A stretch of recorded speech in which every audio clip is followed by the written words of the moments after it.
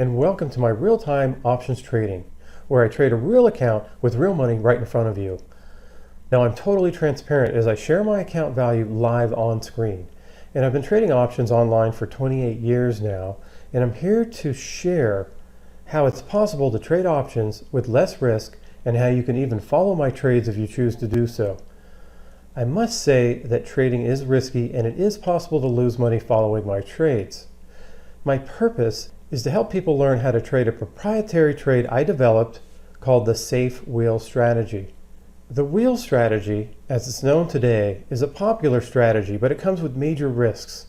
And I'm here to help people learn a wheel strategy that does not carry all the normal risks. Now, I've seen people follow the old school wheel strategy.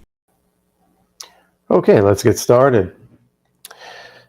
So first, I always like to say, if you have any questions, now is the time to start posting those questions in the comments, because I don't want you to have a question and then kind of get to the end of the live stream and then you don't get your question answered. Number two, I wanted to make it a point that I only teach and trade what I call level 5 trades. And level 5 is kind of like moving from a college athlete to a pro. But in this case, it's possible to cut in line and move from a grammar school level, like level 1, to the pros, level 5, because all you have to do is follow the etched in stone rules to trade a level 5 trade. Okay, so next I want to get into what's going on with my Earning Edge Alerts account. Last week we traded CRM and we made about $300. So I've had 5 wins in a row. So I kind of made a couple tweaks early. I had some losses early and then I made a couple tweaks and now it's going well. And I predict to win 3 out of 4 trades. And so if I win 3 out of 4, that means I'll make about $300 a trade, or maybe lose 300. So if I make 900, lose 300, I might make $600. That's my goal. And that's only with a $5,000 account.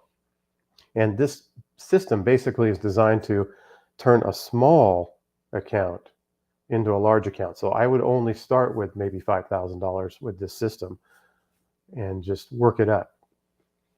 Okay. Now let's get into the trade. So I'm going to go into my account that has the safe wheel in it. And we're currently trading Macy's. And we can see that last week I sold a put at the 26.50 level. And Macy's is at 25.33. So as of Friday, I was assigned and I own 100 shares of Macy's. So, according to the wheel, what would you do if you own shares? You want to sell a covered call. And according to the safe wheel rules, I want to make sure that I sell a covered call, something that would be higher than 26.50 and at least for 26 cents or $26. So let's take a look at the trade tab here, and we'll go into when I'm referring to what I'm selling something that's going to expire at the end of the week. So 26.50. So at 27, I'm barely going to be able to sell something around that $26 level out of the money. So I'm going to go ahead and do that. So I'm going to sell, and my sizing is I'm going to do 1 because I have a $5,000 account, and this is how everything is sized out. So I'm going to sell 1 of these and try to get as much as I can for it.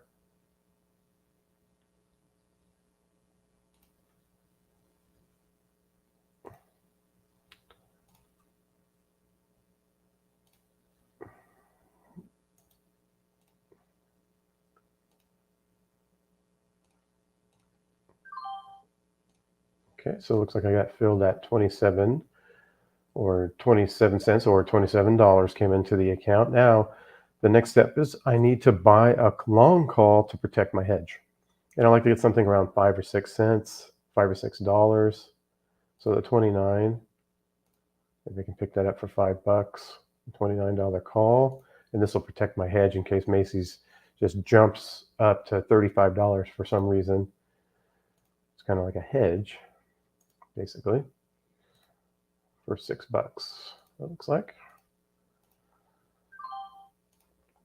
Okay, so now I have, for this week, I've sold my covered call, and I have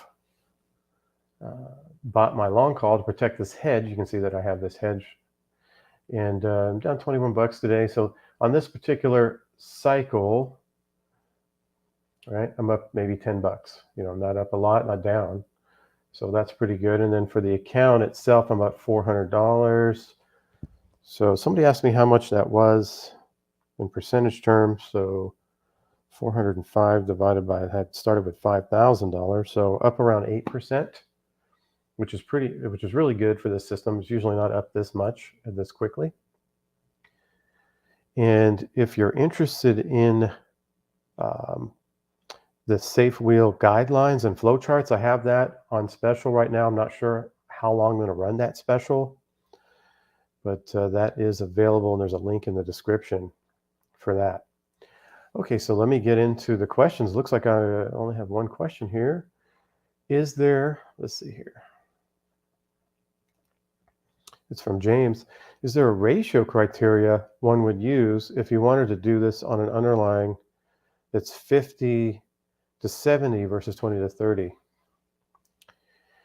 Well, yes, if you did that, you could use, if my numbers are correct, you could probably use a $10,000 account and use one tranche, or I should say one contract and 3 long puts for your hedge.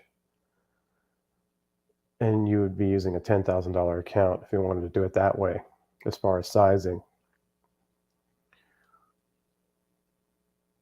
Okay, let's see what John, could you describe the scenario where you sell a second put?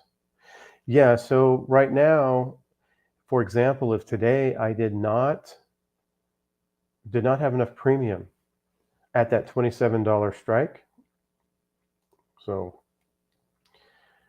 again, I want to be out of the money because I bought in at $26.50, so 27 would be the nearest one that I could use. Let's say that I couldn't get the premium that I wanted. At that point, I could sell another put and do a second tranche. So the whole system is set up to where I could have a possibility of 2 tranches. I wouldn't go to a third tranche. But that would be the scenario. When I could not collect enough premium, it's kind of looking at this first set as a soldier, and that particular soldier is down and wounded. He can't help you. And so you bring in a second soldier at that point. But you never would bring in a third soldier. That's too many.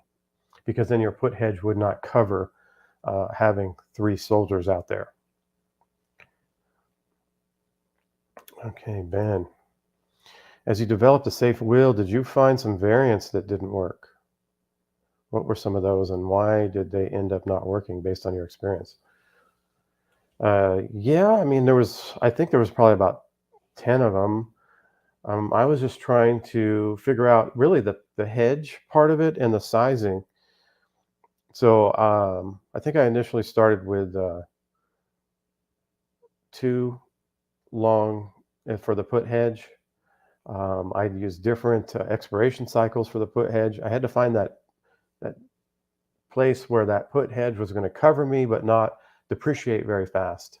And so that was kind of the main thing that I had to do, because the other part of this whole strategy is pretty normal.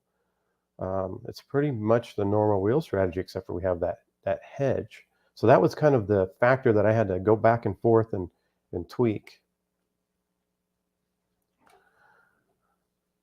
Okay, well, don't forget about the earnings edge alerts. I've been doing pretty well, 5 wins in a row. And I don't have any more questions, so I'm going to go ahead and end the live stream here.